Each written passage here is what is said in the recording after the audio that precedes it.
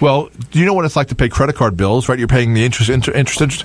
Toys R Us had interest payments a month of $400 million. You're going to go out of business. It shot up. That's the thing. It's not like the business was bad. It was their financial. That's exactly right. They had to sell. Not even to have a profit margin, they had to pay $400 million in debt service, meaning that was their interest payments a month. Like your credit card bills would be a month just to like the minimum payment. Minimum payment. Bain Capital is taking money out of that. It's cash, pure cash. Yeah. Does anybody know why the Tigers game and the Reds game got postponed today? Bad weather. Weather, I'm guessing. Was it in Boston? Oh, Detroit. Yeah, and Detroit. They announced it the day before. Oh, and I think the Nationals game got canceled too. Can somebody tell me why they scheduled a game on March 29th in any one of those cities? Yeah. Oh, Michigan is great this time of year. Cleveland too, they used to do, but they fixed the Cleveland rule. What's that? Cleveland, they used to do all the time. Cleveland. Well, Cincinnati was always the first because that's where the first Major League Baseball game was played. So Cincinnati always had the first game of the season, but they changed that when the ESPN started having like the Sunday night before the Monday night and everything.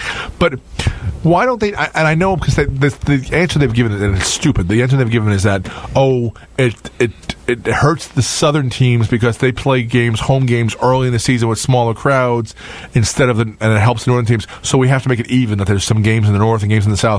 March 29th, there's no way you should be playing anywhere above the Mason-Dixon line unless you're in a dome. Unless you're out west, though, too, because out west it doesn't get as cold as in the winter. Well, like Oakland, Seattle. San Francisco. Well, yeah, but I mean, it's still going to be Oakland's still going to be 40 maybe today. I mean, well, they get 50s in the summertime too. So. Yeah, I mean I just know from my softball bats, the composite bats. No, not even the composite bats. They're just the steel bats too, the aluminum bats. You cannot have them outside below 60 degrees. They bend and they break and they dent and they do. I mean, I've had bats in 59 degrees. They dent. So it's what happens in kids leagues if it's under 60 degrees? Same thing. You should wood bats. They don't use wood bats, but the same thing can happen. But they don't. They're not. They don't have the kind of launch velocity that an adult male might have, or even a female might have in terms of hitting the ball. Ping. So. Bing. Well, the composite bats, which I don't play in a composite league, they make the weirdest sounds because it's all carbon, and all that kind of stuff. They make the weirdest sounds, but it's not even the ping of an aluminum bat or of an aluminium, as the English might say. What's better though, the ping from a baseball bat hitting a baseball, or the ping from a hockey puck hitting? Well, that's all. Now they got all the carbon. They got the carbon hockey sticks. Yeah. You see them on the ice. It's like, whoa, okay, yeah. No, there was always this thing that, and then Bloomberg said it wasn't true, that the ball doesn't come off faster off an aluminum bat. I don't know. I played the game. It seemed to come off faster off an aluminum bat than a wooden bat, but wooden bats are more expensive because wood's expensive and it breaks. Aluminum bats are cheaper and don't break. That's why little leagues have to have them. What is it? White oak bats? I think they're getting rid of. Those ones in Major League Baseball were breaking left and right. Use blue ash, I think. Yep. So. I was at the Louisville Slugger factory museum. I've been cleaning out my mother's house, and I found in the basement from Yankees Bat Day. It's an actual Louisville Slugger. It's in my car. Yankees Bat Day, May 2nd, 2004. So my 6th wedding anniversary. May 2nd, 1998. 2004 it's the Yankee giveaway. So I have so it's a cool Louisville Slugger. Sponsored. It's sponsored by Bank of America. 516-572-7440. 516-572-7440. And I see at the Mets game today that April 14th will be fireworks night at Citi Field. So you can really freeze in the stands watching fireworks on April 14th. All I want to know is that since you live in Town of Oyster Bay, did the Town of Oyster Bay baseball instructor, who was a former Yankee, sign your baseball I think Rusty Torres is still in prison, actually, mind you. No, back in 2004. Though I know very well the Town of Oyster Bay Parks Commissioner, Joe Pinto, very, very nice guy, very big baseball guy. But 516-572-7440. Yeah, CPA. Yeah. But Parks Commissioner, hey, from Brooklyn, definitely. What do you call it? Haven't heard from Mars tonight. Don't forget, I'm live this Saturday at 9 a.m. with Piano Man. I'll be live, and then I'll be live next week with Piano Man on the Saturday where we'll be doing our radiothon, collecting nice donations to the station. Please be so generous with that. And for this station, if you listen, we will be doing it on Thursday, April 19th, right here for 3 hours. We'll be going from 9 p.m. to midnight on that night. So. You want to definitely tune in on that night. That'll be Thursday, April 19th. And we already got a spoiler alert. We've got Richard, or does he go by Richard or Rich? It's you could say whatever. I think he prefers Rich, but we talk so rarely that I'm joking. No, Rich is fine. He likes Rich. Now, what's the age difference between you and him? 3 okay. years. And do you have other siblings? We have a older sister who is far more successful than either of us. No, that's actually the truth. She's 33, pregnant with her first child with her husband. My sister Meryl, 33 years old. Does she live out of state, or she lives in Connecticut? What part of Connecticut? Uncasville, about really? stone's throw from Mohegan Sun. Uncasville? Oh my God, I would love to live in Uncasville. That's out of state for us. It's not like Greenwich or Stamford. I didn't know you could live in Uncasville. Apparently you can, but I would live at the casino if it was me. So that's just my life. Speaking of My Life, Piano Man, Saturday morning, 9 a.m. And let me tell you about these 2 shows. Oh, actually, I'm finally at the front of the Cross Promote book. These are shows I listen to quite often.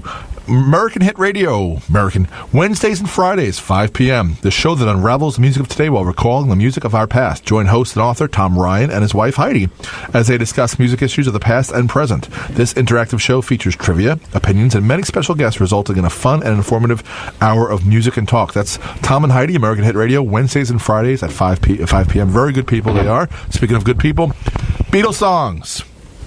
Fridays, 8 p.m., hosted by NCC alumnus Rob Leonard. Beatles Songs takes an all-encompassing look at the Beatles, featuring their music together and apart, as well as cover songs, songs the Beatles covered, and songs the Beatles either have guested on or have produced. That's Beatles Songs, Friday at 8 p.m. They are the second greatest band ever to come from Liverpool, Echo and the Bunnymen being number 1. 516-572-7440, 516-572-7440. I thought you were the kind of guy who likes to drive it with Jake in the morning. What show was that? No, on the NASA mix. Is that a bit? I'm on the train, so I don't. There's no reason not to listen to nccradio.org now, but I don't generally listen to the. Though it's kind of funny looking around on the subway. Every single person's got their head buried in their phone. Yeah, but they still have to have service. No, 2 places where they're missing service. Number 1, the Atlantic Terminal. Really? Atlantic Avenue, whatever you want to call underground, overground, and it goes. Well, part of that's by design because a lot of bombs can be detonated by cell phones. So part of that's by design. Number 2, in between stations, there's no service. Yeah, well, that makes because you're so far below bedrock. Well, guess who's had it for over 5 years already? That I know of because I was there. Other cities. Yeah. Yeah, but other cities aren't terrorism. Oh, okay. Speaking of that, Washington D.C. We just had. Did you see they indicted after 400 days since the Super Bowl down in Houston? They go and indict, what's that player's name? Michael Bennett? Michael Bennett. Oh, Bennett, you feel like, what did he do? Michael Bennett. Michael Bennett was down, his brother Martellus was in the Super Bowl, right? Yeah. And Michael Bennett is one of the leading kneelers. Okay, so keep that in mind when 400 days later they indict him and the prosecutor says some nasty, awful stuff. He's accused of, meanwhile, no video exists of this in the most photographed place in the world of he and other family members of the Patriots, who you would know being a family member of a former Patriot, you knew that they direct you somewhere. Oh, yeah. He wanted to go this way to celebrate. They told him to go this way. The story is he assaulted a 66-year-old woman paraplegic security guard. Oh, my God. Okay, so the number 1 soft terrorism target in the world is the Super Bowl. And you're telling me that a 66-year-old paraplegic, I won't even say woman, but just the fact that a 66-year-old paraplegic is your security guard and I understand hiring everybody can. I would not do that when you're trying to protect the number 1 soft target terrorist. Well, and now they're getting this guy 400 and something days after this happened. They're indicting him, and you can indict anybody. You can indict a ham sandwich. It's a one-way thing from prosecution, and they're indicting this guy. Come on now. And I don't like Michael Bennett for a million reasons, but it's so blatantly obvious. Don't downplay the security guard because in the sense that security guards are not always for protection. Sometimes they're there for direction, but it's part of the security field. So if your job consists of 50% or more of that type of job, right, you have to be a security guard. Well, where they had her being was the last line of defense on the field. Right. So it's just bizarre. Not to mention the dozens and dozens of police and actual security they have in the stadium for such an event.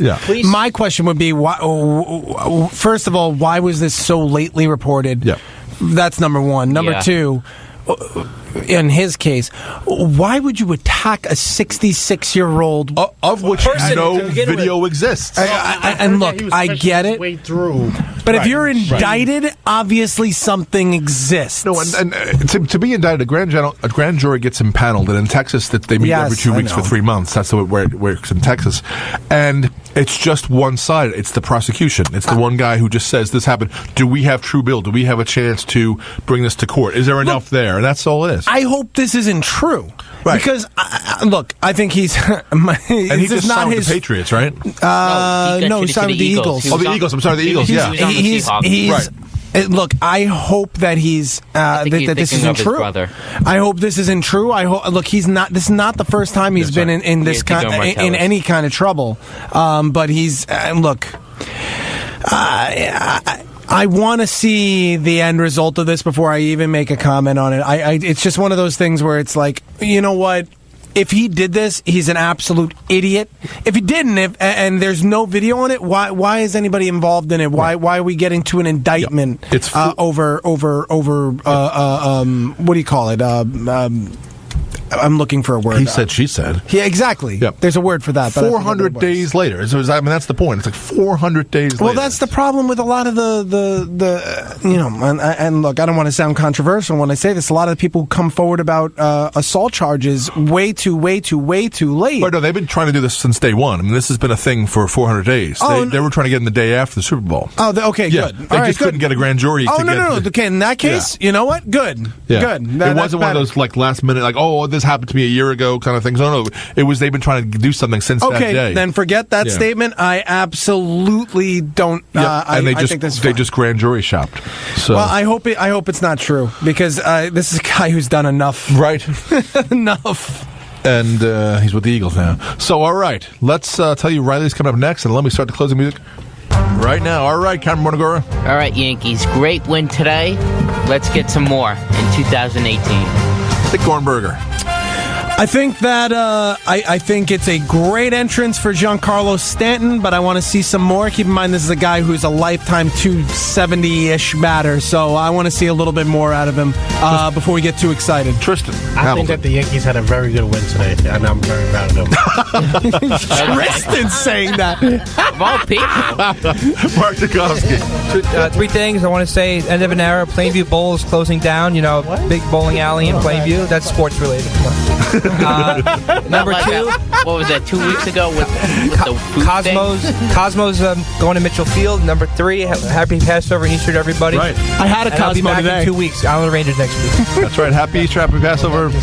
Piano Man Live Saturday morning 9 a.m. Bye, buddy. Chris Muldoon. See you there. Thanks for lending us your ears.